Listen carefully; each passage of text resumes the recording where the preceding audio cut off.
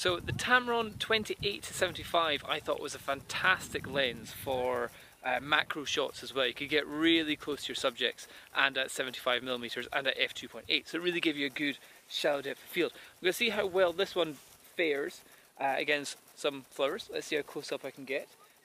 Racked out to 70mm, f2.8, and obviously spot metering on these lovely little flowers here. So let's see how close I can actually get.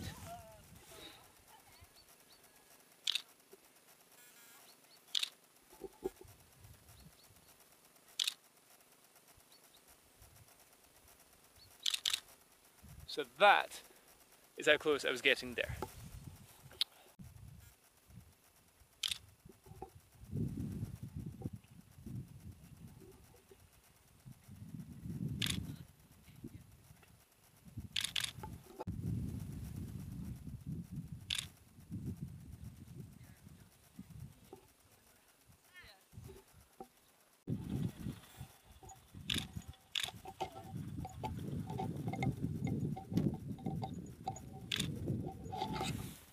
Okay, but looking at those photos in the video, you don't get really a great representation of the kind of sharpness there, because obviously the video just screws it all up. So let's have a little kind of closer look at the images here.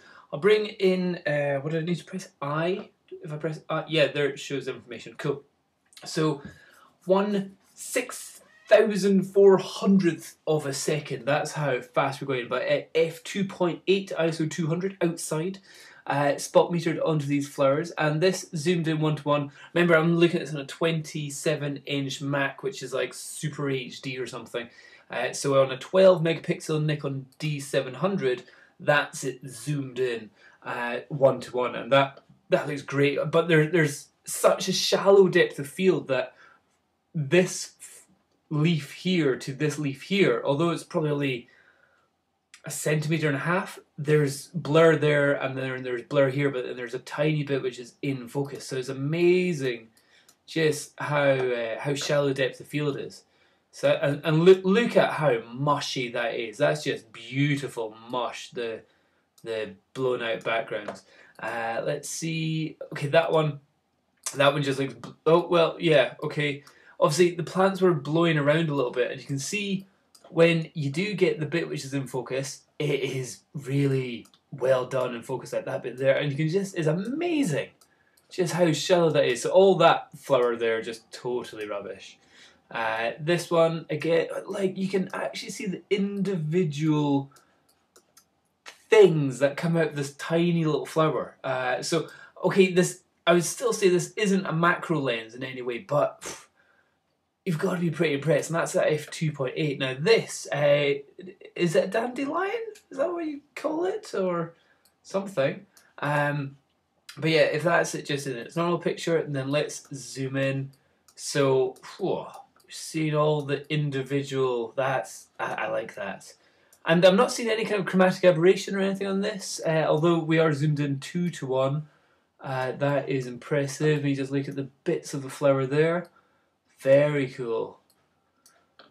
Very cool. And then here's another one again. So it did well at shooting this little thing going on. And look at the blurriness of the GoPro in the background. So that's big blur. You know, so if you're talking about the f2.8, your sunspots or whatever, they're pretty, and remember this is at the edge of the picture here. So these are still very circular, which is very good, because normally when you get them at the edge of your image, they start having this thing called coma. Is it coma? It's not coma. Something where it starts having a bit of a kind of a more of an egg shape rather than a circular shape. Your little things. So yeah, the bits that you get in focus are fantastically in focus. And then let's see. So yeah, so even though these are dead plants and stuff, when you start getting into macro stuff, it doesn't matter if it's alive or dead or sunny or overcast, there's always something very interesting to look at. Very cool. And is that, there's a little beetle going on in there? So small you can't even see it there. But yeah, I would say for me, pretty good, pretty darn good. I'm happy with how that turned out. So there you go, hope that helps. Cheers, bye bye.